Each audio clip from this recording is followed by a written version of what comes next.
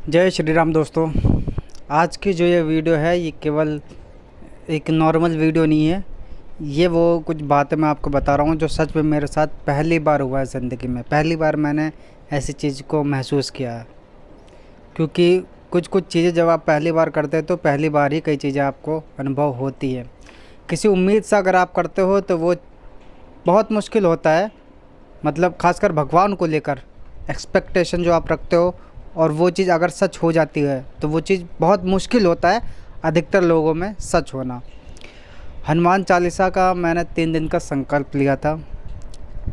पहले मैंने बहुत हनुमान चालीसा पढ़ी, जैसे कि आमतौर पर सभी लोग पढ़ते हैं। ध्यान नहीं रह पाता हनुमान चालीसा में, या फिर ध्यान भटकता रहता है, कहीं और जाता रहता है, मन से नहीं पढ़ते, या फिर एक नॉर्मल तरीके से जैसे एक टाइम होता है कि चलो ठीक है जल्दी जल्दी, टाइम नहीं इसको काम मान लीजिए। कई लोग ऐसा मानते हैं कि चलो ठीक है ये काम है कि इसको फटाफट ख़त्म कर देते, पढ़ पुढ़ा के हटाओ।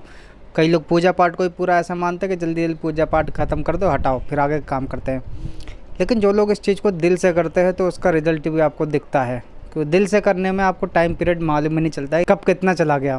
तो यही सारी चीज़ मेरे साथ भी हो रही थी कि मैं ध्यान से नहीं पढ़ पा रहा था, ध्यान नहीं लग पा रहा था, इधर उधर ध्यान भटक रहा था, एक काम के तरीके से ले रहा था। जब मैंने लेकिन संकल्प लिया 3 दिन का, और संकल्प लेने पे वैसे तो पढ़ना हमेशा से ही ध्यान से चाहिए, दिल दिमाग लगाकर हमेशा से ही पढ़ना चाहिए, लेकिन उस समय पता नहीं क्या मैं पूरी कोशिश कर रहा था कि भाई ध्यान पूरा मेरा यहीं पर है। तो एक दिन मैंने पढ़ दिया अच्छे से पूरा ध्यान लगा करके, ठीक है। दूसरा दिन जब मेरा आता है तो दूसरे दिन में थोड़ी सी हनुमान चालीसा मतलब आधी ख़त्म नहीं हो पाती है।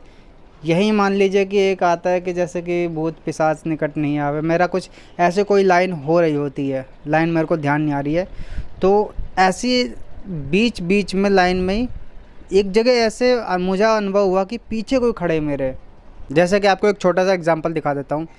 जय जय जय हनुमान गोसाई, कृपा करो गुरुदेव कनाए, जो 7 बार पाठ कर कोई, छूट ही बंद महासुख होय, जो यह पढ़े हनुमान चालीसा, होय सिद्धि सा की गौरी सा, तुलसीदास सदा हरिचेरा, कीजय नाथ हृदय महाडेरा। जय श्री राम।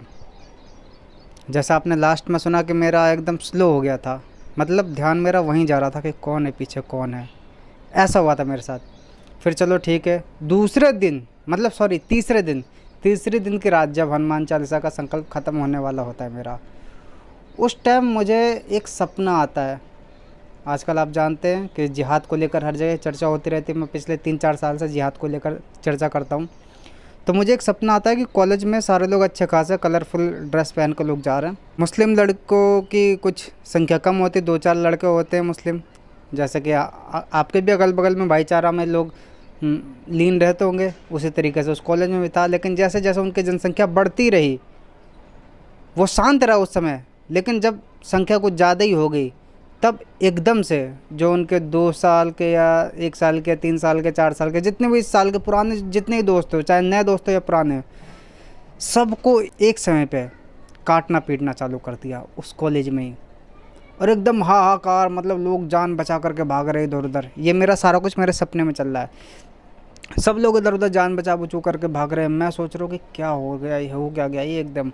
और मैं उस समय देख रहा हूँ कि सबकी टोटल ड्रेस, सफ़ेद टोपी, सफ़ेद कुर्ता, सफ़ेद पैजामा, टोटल सारे लोग।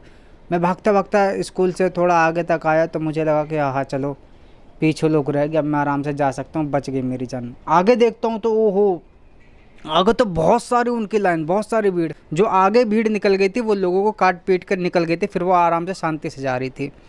फिर मैं चुपचाप छुप गया एक कमरे में। दरवाज़ा आप जानते हैं बीच में एक मोटी पट्टी होती है, मोटी लकड़ी होती है दरवाजे की। तो किसी ने दरवाजे पर लात मारी और जो पतले पतले होते हैं वो दोनों को दोनों एकदम हट गए, और जो मोटी वाली पट्टी होती है वो रह गई।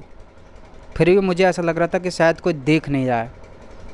लेकिन एक बंदा मुसलमान आता है वहीं पे, मतलब गेट के पास में, जस्ट 1 कदम की दूरी पे मान लीजिए, मतलब गेट से पूरा चिपका हुआ था नल, पानी पीने के लिए आता है। तो मेरे मुंह से एकदम यही निकलता है रोते हुए कि ये सब क्या हो रहा है भाई, किसी ने क्या कुछ बोला है, किसी ने क्या कुछ बिगाड़ा, भाई क्या प्रॉब्लम क्या है, क्या हो क्या गया एकदम से? सब लोग ऐसे क्यों मार काट रहे हैं? इतने पुराने पुराने आपस के दोस्त को लोग क्यों मार काट रहे हैं?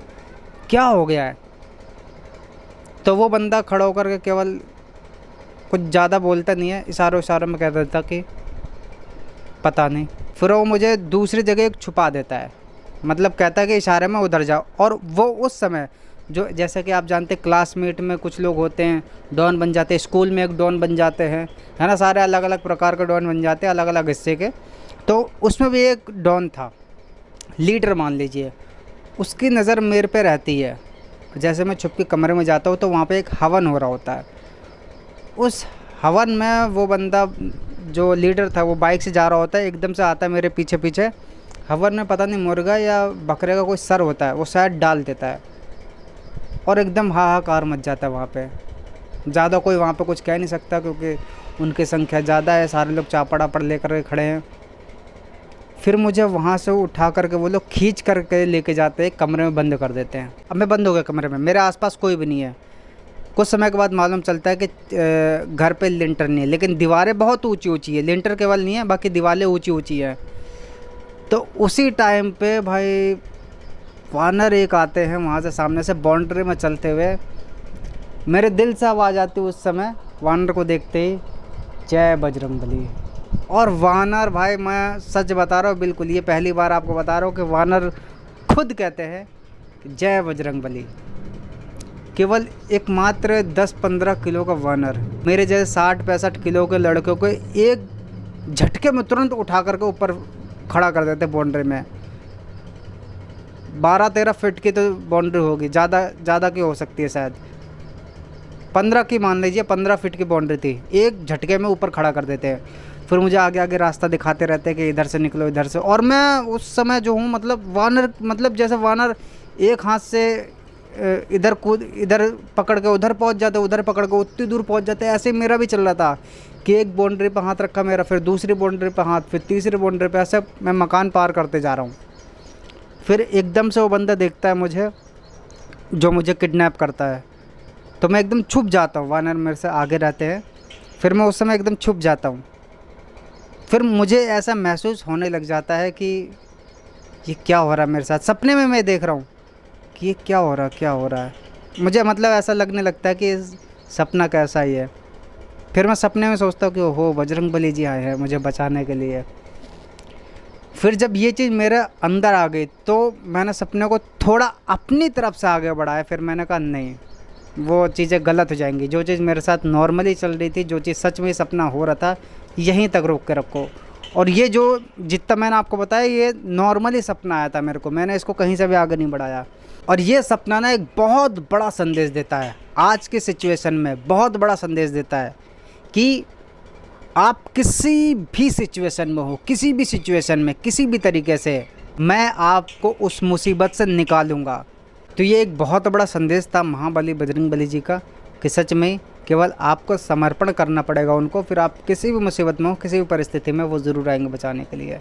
तो मेरा जो अनुभव था महाबली बजरंगबली जी को लेकर, जो मेरा सपना था, आपको कैसा लगा ज़रूर बताओ। और मैं आपसे जानना चाहूँगा कि क्या अभी तक आपने हनुमान चालीसा का कभी संकल्प लिया है या नहीं लिया? अगर आपने लिया है तो क्या आपको भी कोई ऐसा सपने में आया है या नहीं?